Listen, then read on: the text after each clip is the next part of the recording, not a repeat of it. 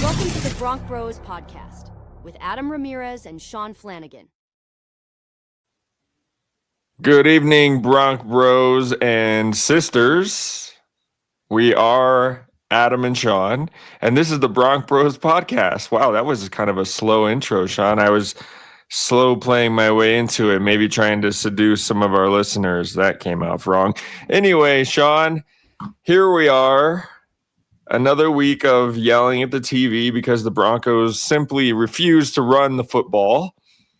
But before we get into the game, Sean, which I'm sure infuriated you to no end, everyone would like to know how your week was, Sean. It was good, man.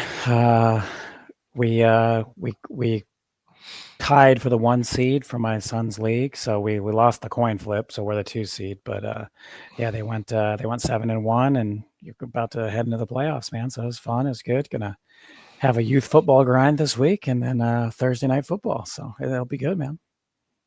Yes, indeed. And in anticipation of Throwback Week, I am wearing some throwback gear. Because I think I got a D on the back here too. I can't remember which helmet this is or which hat this is. But it's hard to keep them all organized, right? I think I have like 35 Broncos hats at this point, and it's just my girlfriend thinks I have a problem, and I don't agree with her. But anyway, Sean, by the way, I'm Adam Knows Ball now. I don't know, like I said, it's a work in progress. I'm not sold on, man. yeah, I'm trying to figure it out. I'm trying to figure out what my branding's going to be, because I feel like Mile High Mez was cool if I was only going to talk about Denver sports, and I'm just simply not going to do that, Sean. I want to talk about all the leagues, all the teams. Yeah, sure. I want to talk about everything.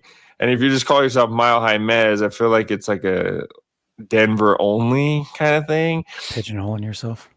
Yeah, and as a Georgia Bulldogs and Seattle Mariners fan, probably not the best branding, right? So I have a few names that I'm playing with. Obviously, we haven't fixed it on the background. Steven. Just kidding. He doesn't know. It's all good. But yeah, Sean, another weekend of me watching Georgia pull one out in the fourth quarter. And then guess what? Watching the Broncos pull one out in the fourth quarter. It's like watching the same team on Saturday and Sunday for me. It's absolutely insane. I know how you do it. They're super good at running the ball, but they don't do it. Yeah. They don't show up for the first 3 quarters, but then they always find a way to win in the fourth quarter. It's the same thing with both of these teams, although I will say that the Broncos have by far the best defense in the NFL. And Georgia this year uncharacteristically has one of the worst defenses in the country. But that's for a different podcast, Sean, my Georgia Bulldogs podcast. Everyone tune into that sometime. We're here to talk about the Broncos. Yeah, let's do it. Sean, why will we not run the football? There's no correct answer. There's just not. Like, your yards per carry are above where they should be for a team that refuses to run the ball. If we're averaging 1.5 yards per carry, I get it a little bit, but we're not. He's consistently averaging over 4 or 5 yards per carry. He doesn't get any touches. And then the conversation from Sean Payton at halftime is like, oh, we're behind the sticks too much. Yeah, we are, because you ran the ball 8 times. It's like, dude, what are we doing? Especially, and look, man, CJ Stroud goes out. That's a whole different game. Why are you not slowing the game down, keeping the ball in the time of possession? I think at one point it was like 18 minutes to 4, and we had run 12 plays, and I think they had ran like maybe 30 something plays. And it's like, you're correct when you let in with, hey, we have the best defense in the NFL. But if they're on the field the entire game because you absolutely refuse to do football 101 that you say you want to do all the time, it's like, why even talk about it if you're not going to do it, dude? That's literally insanity. And I'm just watching the TV, watching us go 3 and out and watch these errant passes going like, dude, where is RJ Harvey and why does J.K. Dobbins not have the ball? And I was just like sitting in silence on my couch, just not wanting to like yell at the TV anymore because it just doesn't make sense to me. And I don't get it. It doesn't make sense. I don't know why we won't do it. I have no answer for you. That's the part that makes me upset too, Sean, is that he always talks about it. It's like, we need to be better at running the ball. We need to not be behind the stakes. You're the only one that has this thing. I was like, dude, why do you say that? And then you just simply don't run the ball. Now, despite this, Sean, I know everyone wants us to talk about the positives, which we're going to, which the defense was absolutely amazing. Insane. And by the way, if you're watching this on YouTube, I'm not high. I think my contacts are just done for, and I'm trying to like wear them until I can't see anymore. So just making that clear to everybody, because I can tell it's not a good look. But anyway, Sean, despite Sean Payton not running the football, even though he says he wants to, the Broncos did complete the Texas two-step by beating the Cowboys and then beating the Texans, right? So I think there's something to be said there for what we thought was going to be a tough stretch of the schedule. Well, I guess maybe not at the beginning, not before the season, because we thought the Cowboys were going to be non-competitive, which they are because of their defense, but their offense is super dangerous. Yeah. We thought that this could be a little bit of a tricky stretch once this season started unfolding. I always hold my breath when the Broncos play in Houston because that field is just not. It's just not quality. You see guys slipping around all the time. I'm like, oh God, that's a torn ACL. He tore his ACL. Oh my God. And it's just like, no, dude, he just slipped. But the Broncos got through this stretch in their schedule, Sean. 2-0. Thoughts on that? Yeah, I mean, preseason, everyone's expectation was that the Texans would win the division. No one expected the Colts to play this way. So this was a game that you knew would be a challenge from the get-go. You knew it was two good defensive teams. It was supposed to be the best corner in the league and arguably the second best corner in the league. Obviously Pat didn't play, but yeah, they have a fantastic defense. Will Anderson is ridiculous. Al Shire is great. Petrie is fantastic. Stingley, as before mentioned, they have a great defense. So am I surprised, that we had some challenges on offense? No, I mean, that was to be expected. The problem was that you could have helped yourself out a little bit more and you just chose not to. So no, it's awesome to pull these out, to have the record that we have. Even when we went game by game to start the season, did we have ourselves at 7-2? I'm not sure, but going into a short week and a team that is atrocious, which means they'll somehow score 40 next week. That seems to be the Raider way. I don't know how that happens to us all the time, but you couldn't ask for anything more, man. To get 2 road games, 2 victories, and 2 games that have shaped up to be a little bit more challenging because both teams in Texas are decent. For sure, and I do want to, before I forget, we want to send prayers out to CJ Stroud. That was ugly, man. And we were texting when that happened. It's like, we hate to see something like that happen. Of course, we don't want to see anybody get injured for any team. That being said, KAD didn't do anything wrong on that play. He didn't do anything wrong on that play. And I knew it real time. I was like, he didn't even hit him in the head. He hit him in the shoulder to shoulder. So I'm glad that the NFL picked the flag up. We hope that CJ Stroud can make a full recovery, and hopefully this is not, to a situation where he's going to get multiple concussions, because CJ is a really good dude. He's a really good player. He's been struggling for a couple of years now, but I think it's still there. I think he's going to find it, and we're obviously hoping that he's going to get back to full health, right, Sean? Sure. Yeah, absolutely. Hopefully, yeah. Quick recovery, get right back to it, man, and keep leading your team the way you always do. For sure. So, speaking of KAD, Sean, no PS2, no problem with the Broncos defense today, huh? I mean, I'm not saying that. Yeah, we're not saying we need to trade Patrick Surtain because we're set now.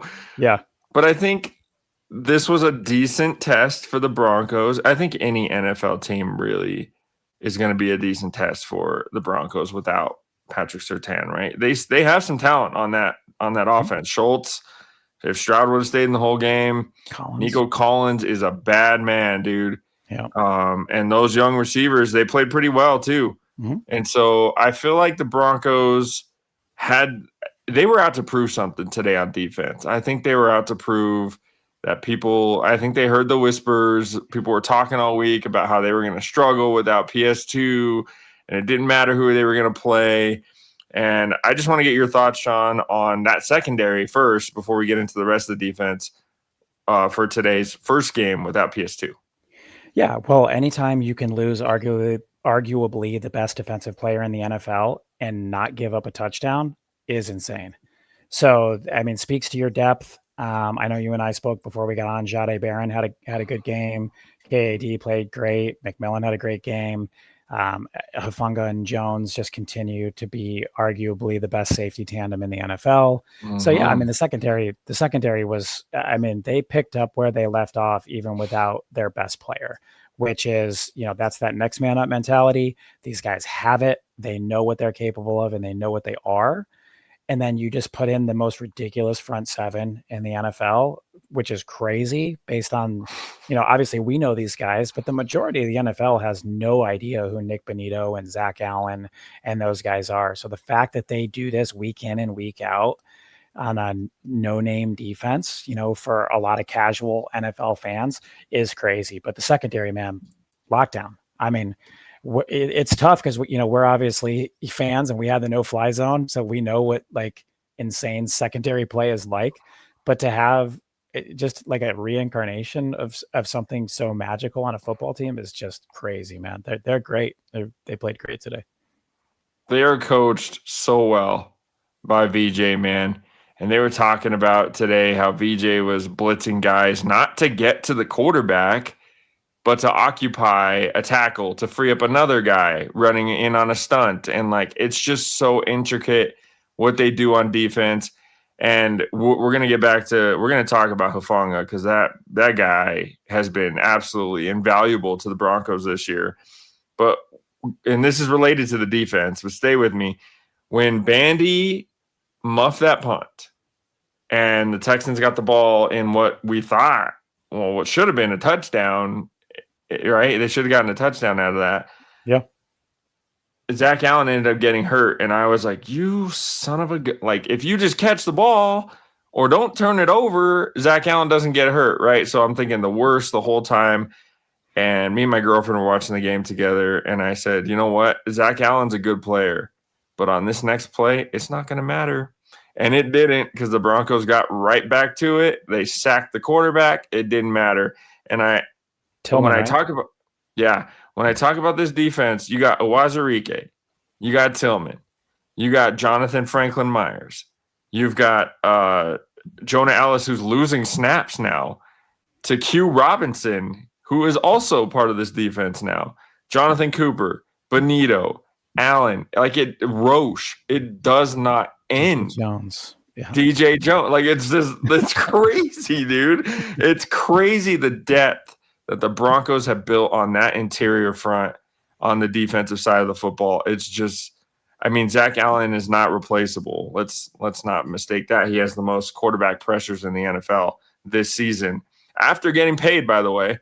Yep. Like, there's not enough good things we can say about this defense. And I was telling you, Sean, the defense might need its own show here in a little bit where we're just talking about the defense and every single player individually. These guys, we could go on for days about all of them, right?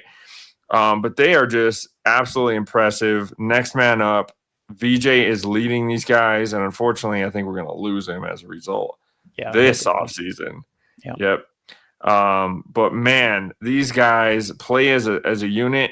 They're always communicating. Very few breakdowns on the Broncos defense. They had some against the Giants, but it's very rare that we've seen that the last couple of years, right? And actually, going back to a conversation I was having earlier with somebody, we've had a good defense for about 14 years now in Denver. Yeah, serviceable at the very least. Yeah, even when we were horrible, the defense was good. The Tim Tebow team defense got us to the playoffs. That defense was awesome, right? And then after that, the Peyton Manning years, the defense was really good. 2015, one of the best defenses, if not the best defense of all time. And then ever since then, they've been pretty steady in being at least top 10-ish on defense. So every year, pretty much since 2011, we have been awesome on defense. So I can't relate to people who are like, when are we going to be able to stop the pass and get to the quarterback? Fans. Yeah, Bengals fans. Poor Bengals fans. One of my buddies is a Bengals fan, and I feel for him, man, because it's just been a disastrous season for them, unfortunately. Yeah. But Joe Burrow, we called it. It was going to go that way. Yeah, that's true. But Joe Burrow might come back soon. I don't know. We'll see. What's the point? Yeah, I don't know. But going back to the defense, Sean, I want to know your thoughts on watching Hufanga on defense because he is a machine, dude. He is out there reading plays. He's out there knowing what the offense is going to do before they even do it. He is an animal out there, dude. What are you seeing when you watch him play? Yeah, man. I think I know you're going to speak to some of it too, but his goal line presence to bend that corner and to get dudes down in the backfield is crazy. To time the snap count, to get around a tight end and or a tackle, and get your hands on somebody and basically drag them backwards so they can't get in the get over the goal line while you've got Greenlaw and everybody else cracking the front of their helmet. It's just crazy, man. His pursuit of the ball when it's in the air, he's so fast. Like his explosiveness and to get from wherever he is to where the carrier or ball catcher is just it's insane. And then you have somebody that hits like Brandon Jones does too. It's like you can take chances as the Broncos because those guys got your back, and 100%. They're going to be in the right place, and that they do miss some tight end stuff. I know we're still probably figuring that out as Drake Greenlaw gets back, and that's not necessarily, but the tight, they clean it up there. But yeah, he is obviously, of all the acquisitions that we got so far from the offseason, both rookies and free agents, he's by far the most important one we've got so far. And I don't even think it's close. He's played so good. And as long as he stays healthy, he fantastic, man. He's going to take us far. He's great. Yeah. I will touch on the tight end stuff here in a little bit too, because I think you're right. But they highlighted this play. Daryl Johnson was amazed by Hufanga all day long, and rightfully so. There was a play where the Texans tried to go deep on the Broncos. It was Nico Collins, right? Mm-hmm. Yeah, it was Nico Collins, and Chris Abrams-Jane was on him, I think. And they tried to get Hufanga to go to the underneath, right? And then they tried to throw it over his head, and somehow, I don't know how he got there, but he was there and almost intercepted the ball. Like this is a kind of instinctual safety play that, I mean, we had this with Justin Simmons too. He was good, but Hufanga is something else. And he is, man, who is the heart and soul of the Broncos defense? Because you could say it's Hufanga, you could say it's Zach Allen, you could say it's Bonito, you could say it's Surtain. Cooper. Yeah, you could say it is any Literally of these anybody. guys. Yeah, it's crazy. They're so good, dude. They're so good. And we can't waste this opportunity with this defense. We got to get to the Super Bowl, man, in the next 2-3 years before Bo gets paid. Yeah, we're going to lose Franklin Myers this offseason, man. That's going to suck. It will suck because dude, like they were saying in the game today, the stat sheet's not going to show it, but he frees up everybody else because he's so good. Yeah, he is fantastic, dude. And I know it was him or Zach Allen. They can't afford to pay him both. And I get the decision, but it's going to be a bummer to see him go. It will be. But I think Owazarike and Tillman and those guys can step in and be fine. But we'll see. Yeah. We'll see. Let's get one this year. Let's not worry about it. Let's not wait. Yeah, let's just get one. Maybe he'll stay on a hometown discount if we get one this year. And make no mistake, everybody, you're listening to this podcast because of this defense. They are Super Bowl contenders. There is no question about it. Yep. They keep proving it week in and week out that they can carry this team, even when the offense. And special teams. Sean Payton's it. Yeah, well, I guess we should touch on the special teams. But before we do that, talking about the tight ends, that is the one area, right, where the Broncos are still maybe not getting lit up, but it's when you play the Raiders and the Chiefs in these next 2 weeks, it's going to be an area where those two teams specifically are going to think that they can attack the Broncos, right? Wouldn't you agree? Yeah, I mean, I got a little nervous when Schultz started catching a few balls, like they found the weakness, and that's going to be the issue that we have. So, I was a little concerned about that. I think you and I spoke a little bit about Greenlaw and seemingly on a pitch count right now, and I think that's part of the problem till maybe we get past the bye. And then once we get past the bye, hopefully it's just not as big of an issue because that's why he's here, or one of the reasons he's here. So hopefully it's just something that they're just trying to get into a rhythm on. But yeah, if there's any weakness on this defense, it's just kind of backs out of the backfield and tight ends that are the responsibility of the middle linebackers is really the only thing that, nothing's perfect, but kind of keep you from being a perfect defense. Yeah, we love Alex Singleton. Don't get me wrong, but he cannot cover. No. He just can't. He can't do it, man. He doesn't have the speed or the athleticism, unfortunately. He is a monster against the run. I love he plays with his hair on fire, all that stuff. We're big fans, but please don't ask him to cover anybody. People. Yeah. Running backs, tight ends, it just can't happen. Let's touch on those special teams, Sean, because they were not special at all today. So we led off the game with a blocked field goal, which was exactly like what happened against the Chiefs last year. Is the exact same thing. It's like we're just not blocking somebody, which is insane to me. Hats off to Danico Autry for his 14th career block, by the way. Yeah, that's awesome. Yeah, that's awesome, dude. I'm not thrilled that it happened against the Broncos. And then you have holding penalties not on the return, but on the return. On the gunner. I'm like, well, okay. And then the Michael Bandy. I think so. I'm trying to forget his name, quite honestly. Michael Bandy up from the practice squad because Marvin Mims was out. Boy, did we miss him today, huh?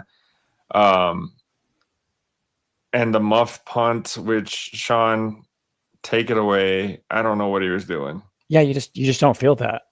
It's just you just don't, especially right before the half. That's too high risk. I'm shocked that they used a practice squad player as the primary punt returner. Me too. On short notice. I thought it would be Harvey or Sherfield or it's just somebody else that it has been, obviously if he's practice squad, he's still with the team and he practices and he does those things, but it was strange to me. I mean, yeah, you just don't field those, I understand he's probably trying to make a play. He wants to make the team. He wants to stay on the team. I understand the reasoning behind it, but man, you give up a touchdown there and we're talking about a totally different game. And we used our timeouts to put ourselves in that position. And it was not a good or smart play. So I get it. I get both sides of that. Like I said, I'm just more shocked that the Broncos chose to go that direction as their punt returner, more so than maybe any of the other stuff. Yeah. And then the Bidet kick return where he was not in the end zone, or I don't know exactly what happened there, but the ball came from the 35 back to the 20 because of something that Bidet did. So just special teams errors all over the place. But Jeremy Crawshaw, on the other hand, man, what a pick he has been for the Broncos. That guy is booming punts. And there were some critical situations today, Sean, where we needed to flip the field and it didn't look like we were going to. And Crawshaw just bombed a couple punts. And it was awesome to see. And it was much needed. And I really think that it was a very key component of the Broncos coming back and winning this game. Yeah, he's got a big leg, man. And I think as being a rookie punter, I think he's just going to get better at placement, putting that ball in the coffin corner and all those kinds of things and really pinning people back there. I just don't think it's something, he's got a ton of experience with yet. So, but the fact that he can kick a ball 76 yards, and literally, I mean, I know it came back out to the 20 because it went in the end zone, but still, even with a mistake, like punting it into the end zone, it was still 56 yards. That is literally the definition of flipping the field. And he's doing an awesome job. And I think we'll see improvement there. He's definitely not the special teams problem. That's for sure. No. And then, outside of him, who was the bright spot, the returns for the Texans. Yeah. Just too much. Kick coverage was not good today. Yeah, no, it's not good on special teams.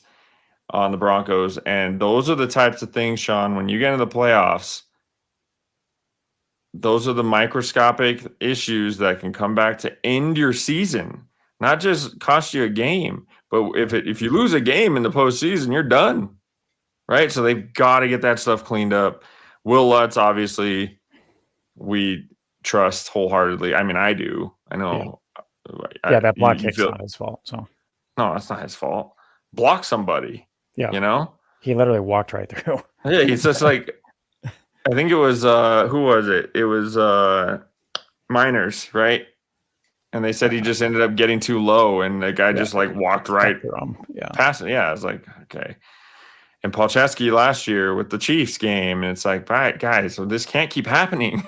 Yeah, you know.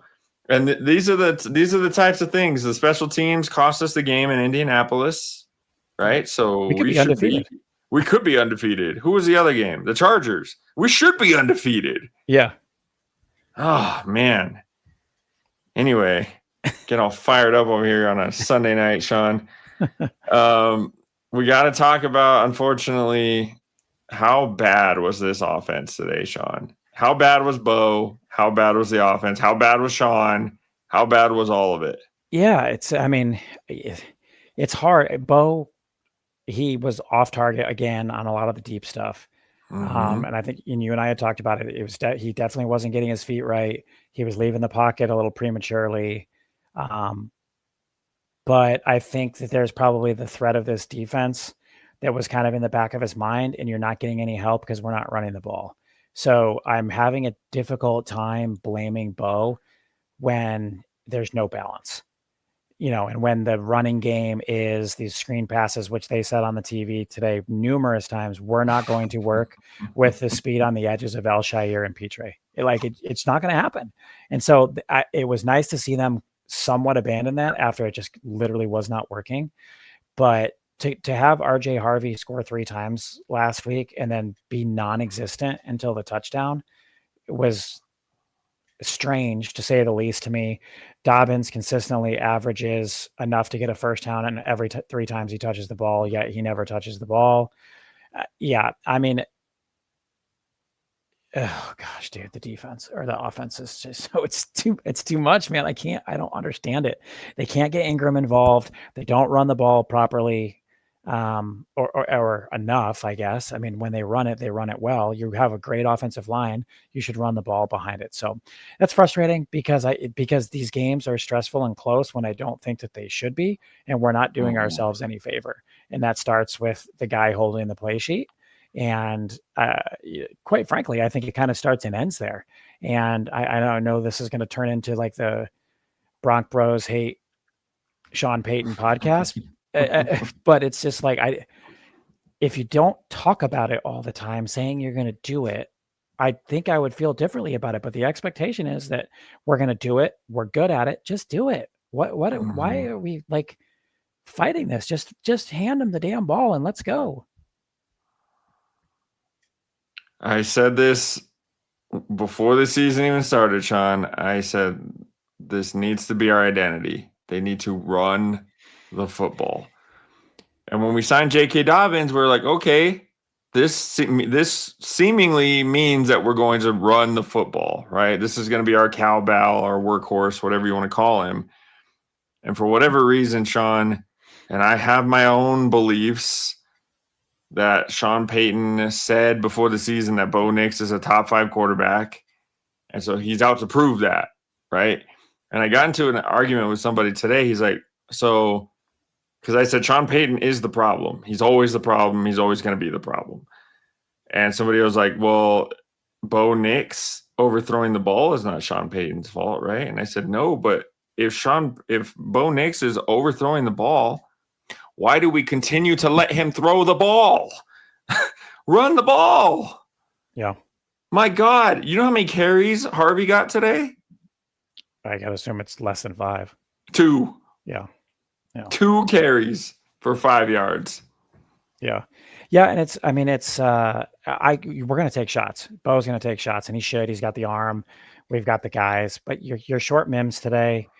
I'm not really sure why they can't get on the same page with the deep ball with him and Franklin. Like, it seems like that should be like the best connection, and they're just always like a step or two off. Mm-hmm. So I just don't really know what the deal is there. But yeah, I mean, you're going to have better opportunities for those if you just run the ball. He's going to have better time in the pocket. He's not going to feel rushed. The Ingram throw, that's one I'm sure he wants back, but his feet weren't set great and he airmailed it. So yeah, I think that, yeah, of course, when you see the incompletions, Sean Payton's not throwing the ball, but if he's in more promising down and distance situations, when you don't have to go 3rd and 12 or whatever it is because of the first 2 terrible play calls that you called, then he doesn't have to press the ball down the field, be escaping the pocket, not have his feet set, and make some of those mistakes. And you can't get in a rhythm. Once you start having all those incompletions, they pile up. You're not in a rhythm. It's kind of hard to get into a rhythm. So I get it. I get why people say that, but Sean Payton can put him in a better position to succeed, and he will still look like the top 5 quarterback he wants him to, because we will possess the ball longer, we'll score more points, and he will have a higher completion percentage. But you can't do that when you're so unbalanced. When you throw the ball 20 more times than you run it in a close game that a team lost their starting quarterback. We should have been running the ball. We should have never let them have the ball back. We should have controlled time of possession. We just didn't do it. And like, you're giving opportunities to Davis Mills because you're going 3 and out time and time again because your play calling is ineffective. It's frustrating. Part of me knows that you didn't want to say ineffective there, Sean. I know you wanted to say something else. But I'm right there with you. So that's the thing, right? Today, the game was literally tied until the end. The whole fourth quarter of the game was tied. It's a 1-score game the entire rest of the game. Yeah. So why do we feel the need to drop back 40 times? Like, it's just insane. And I feel like, I don't know. When Russ was here, it was like, okay, he leaves the pocket too soon. And then we saw Bo do it last year, and it was like, okay, he leaves the pocket way too soon, but he's a rookie, right? And then it's like, okay, when you leave the pocket, at least keep your eyes up and try to make a throw downfield, right? You want that. That's a good that's a good trait to have in your quarterback. But then today you look at Bo Nix, and it's like, dude, just run. Yeah. Just run. It's right there. Like, I don't know how many times it was just there. Like that one pass he almost threw past the line of scrimmage, which was a terrible decision, by the way. He threw into triple coverage, I think, or at least double coverage. Just run the ball. Yeah. Run. Like, there's nobody there. Dude, I'm sorry, but number 52, the defensive tackle, he can't catch you. He's not going to catch you. Just go. And I think somewhere Sean Payton has it in his head that he's just not going to run. We're not doing that. We don't want you to get hurt. We want you to get rid of the football. We don't want you to take a hit. And this is the result of all of it. Bo is seeing ghosts in the pocket when nobody's there. You have like the best offensive line in the NFL, the best 2 tackles, right? 2 of the best. Why are you freaking out in the pocket? Why can't you stay in there? That's getting really frustrating to watch. There was that one play, and him and Ingram just couldn't get on the same page. I don't even think they completed a pass today, right? Those 2? No, I don't think there was a play where Bo was in the pocket, and he set his feet, and then he rolled to his right, and then he went back to the pocket and bounced a little bit, and then like threw it sideways or something to Ingram, and it's just like, dude, stay in the pocket. Stop. This is why so many people bat down his passes, because he doesn't stay in the pocket. And it's like, okay, you're telegraphing where you're going because you're just rolling out of the pocket pretty much right away. And I get it when they blitz you, whatever, you got to roll out. But like other times, Sean, tell me if you disagree, he just left the pocket for no reason at all today. Yeah, it was weird. He kept rolling to his right, and he wasn't getting his feet set, and there was a lot of like 3rd down throws, and he was kind of slinging it sidearm, trying to put it through the windows and stuff. It was just weird, especially early, man. Ton of incompletions. The footwork didn't look good. The arm angles and the arm slots were weird. I'm not really sure what was going on, but again, you're just putting him in positions that I don't think that he needs to be in. So, I think he was trying to make the best of it. I think he was trying to escape maybe what they had spoken about all week with people like Will Anderson and those kind of guys, and Danielle Hunter. They're good pass rushers, maybe putting in unnecessary fear into his head as to like, you're only going to have this much time. This is what you're going to have to do. And it just didn't translate to that. And so it's just kind of like they said, they had him off schedule. I think Daryl Johnson had mentioned it a couple of times. They had him off schedule, which was throwing, why that pass to Ingram, I think was the one he was actually referencing, the exact one you're talking about. So yeah, man, it's just, but again, I think that's play calling game plan, and that it just didn't, we didn't do what we needed to do. And so then he's like, what, 4 for 18 at one point, I think he was. And so it was like, the screens weren't working. That's where they had a high emphasis on. And then, he was just kind of moving around too much. So yeah, I think it was the play calling. It just wasn't conducive to success. And it put us in a position that we were chasing a team that we shouldn't have been chasing, especially with a backup quarterback in. So that's, I mean, obviously we won. I don't want to, hammer that too much, but it's just the play calling was just not good. It was not what it was last week, and it was just back to being not good. It's like they're telling Bo to make the safe play all the time, right? And then when Bo finally gets his chance to go downfield or play free, he gets too excited about it because they're constraining him. And that's what it feels like. He does need to work on the deep ball accuracy. The arm strength is not a problem, though. Let me ask you, dude, when he throws those deep balls in comparison to other quarterbacks, does it feel to you like it takes a really long time to get there? Yes. I don't know what that is in comparison to some other guys, but like when it got picked on that deep ball, I feel like some of those guys just put it on a rope, and Bo's, it just takes a long time. Maybe I'm just overthinking it, but like I see it in the air. I'm like, that dude's going to get over there. I don't know what that is, but I don't know if you feel the same way. No, I feel the same way. And I was also thinking that Bo looks more upright when he throws the ball than other quarterbacks. Like he doesn't get to that, how quarterbacks drop back and they do their 5-step drop or whatever, and their knees kind of bend. His knees are like straight, like his legs are straight when he throws the ball. Maybe I don't know what I'm talking about, but that's what it looks like. Yeah, I don't know. I'd have to look at it. I'm not really sure. He does stand tall when he throws, though. That's for sure. Yeah, and I think that's part of what you're talking about, and getting rid of the ball slowly. It just travels slow. I don't know. I've seen some guys that throw a deep ball and you're like, damn, that got back there quick. His just seems like it takes a long time and it floats a little bit, and the safeties or the corners tend to be able to catch up. I don't know. I just felt that way today when I was watching it. Well, we've seen too, though, that he can rip it. Like that touchdown pass to Sutton against the Bengals. Like that Absolutely. But other times it's like, dude, the ball's in the air forever. Yeah. Like that Texans one. I do think that Courtland Sutton could have made a better play on that, though. I think if you're finding the ball, you should be able to like cut to the middle of the field and make a catch, and that's a touchdown, really. So I think that Courtland Sutton's just as much to blame on that one as Bo is. I don't know what your thoughts are on that, but I don't know. It just seemed like Courtland didn't know where the ball was.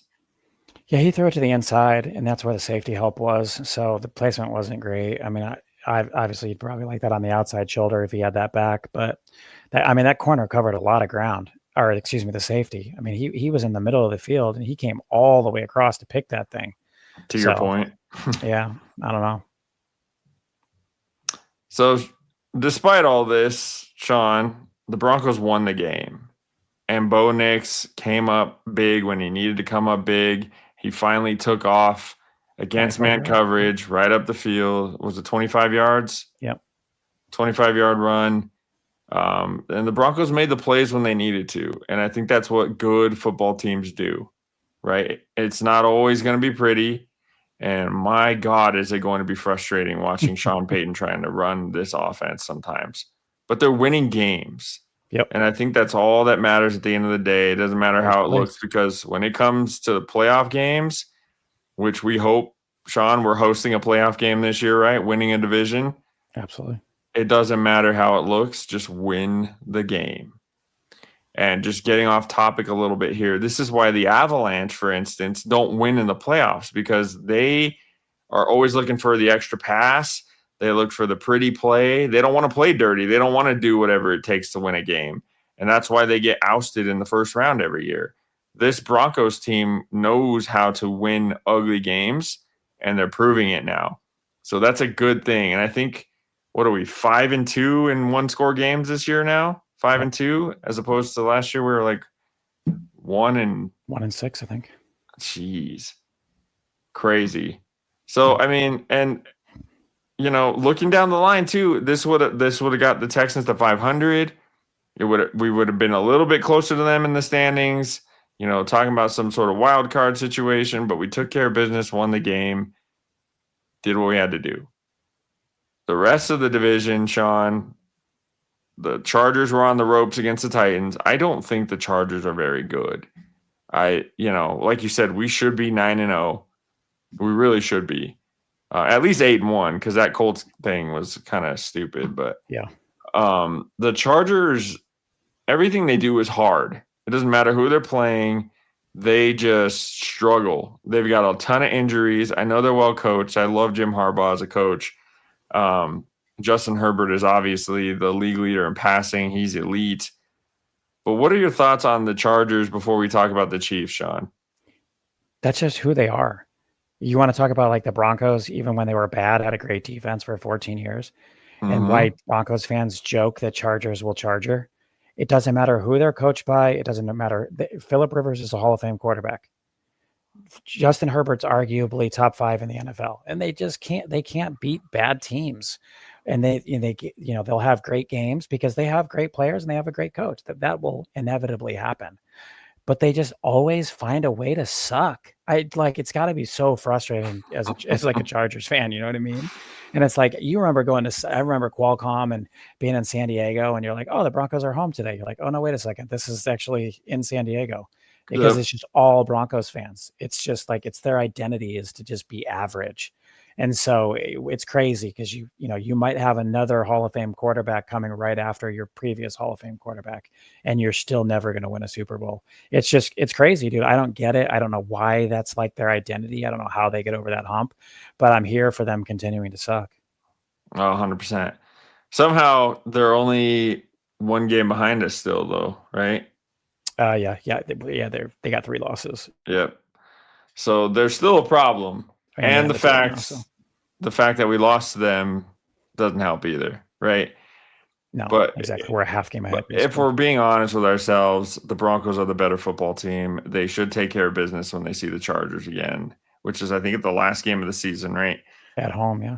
The bigger problem to me is the Kansas City Chiefs. So as much as I hate the Buffalo Bills, and don't ask me why, it's just irrational hatred. They helped us today.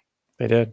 They showed up big time. And look, after their bye week, they've been awesome, the Bills, right? They killed Carolina, who somehow beat the Packers in Green Bay. Like, this season is just crazy, man. All over the place. It's just crazy. But the Chiefs, they are super dangerous on offense at full strength, right? They look really good.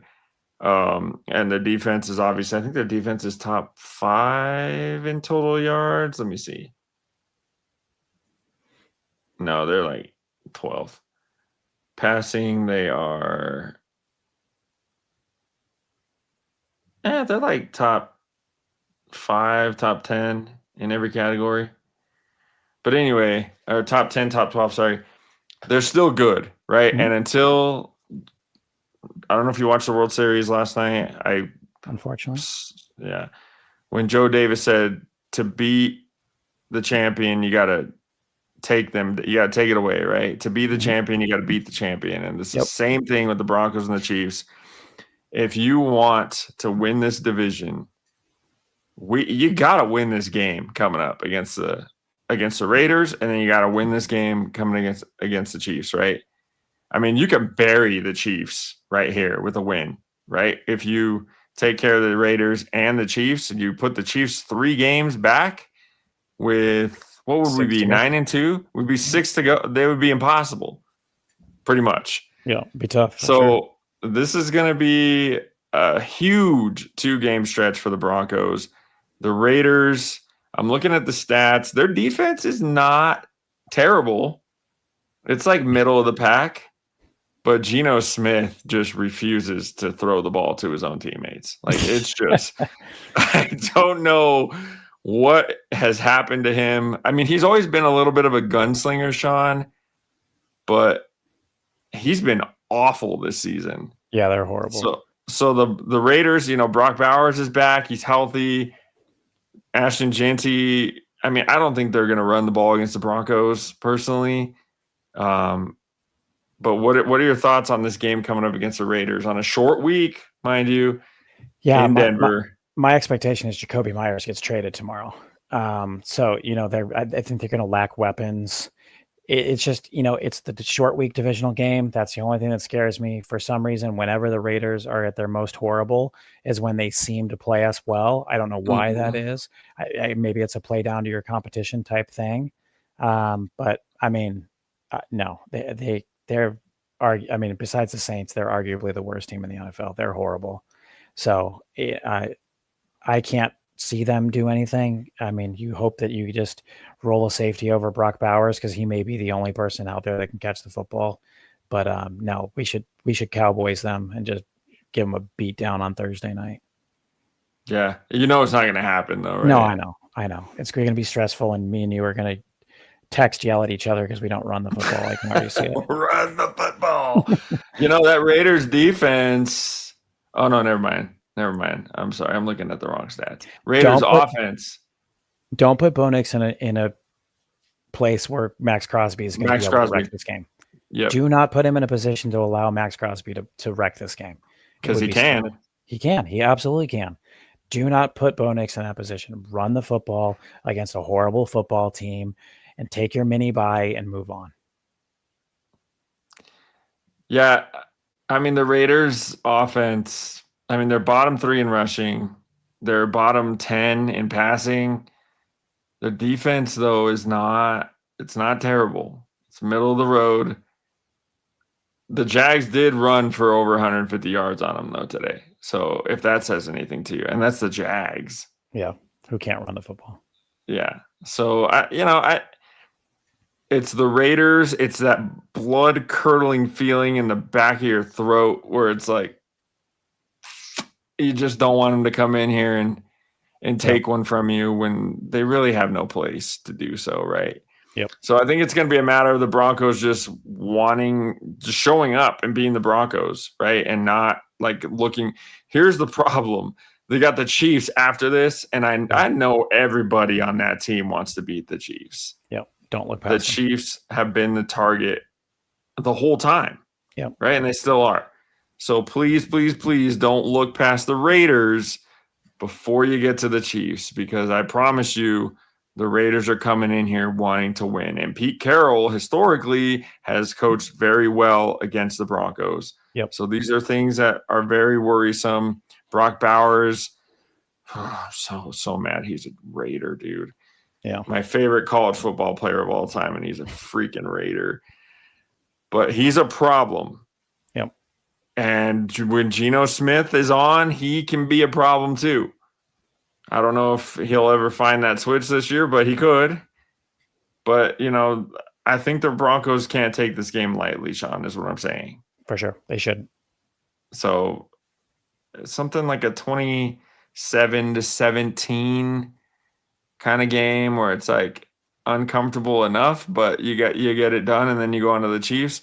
That Chiefs game is going to be the biggest regular season game that the Broncos have had since when, Sean? Since the Patriots overtime game with Brock Osweiler on Sunday Night Football?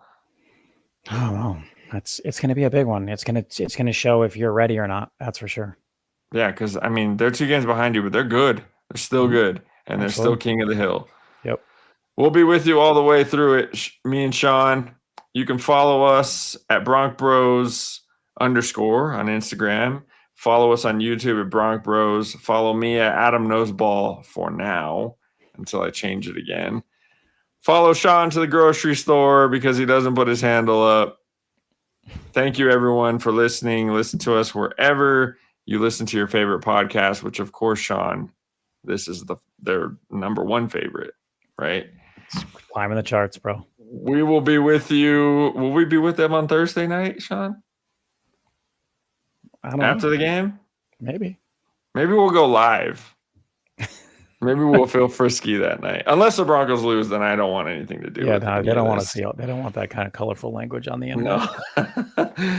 We'll be with you guys some point after the Raiders game. Hopefully it's a dub, and we're getting ready to face the Chiefs and bury them for the rest of the season. Yeah. Thank you all for listening. As always, go Broncos and run the freaking football. Yes, thank you. All right, see you guys.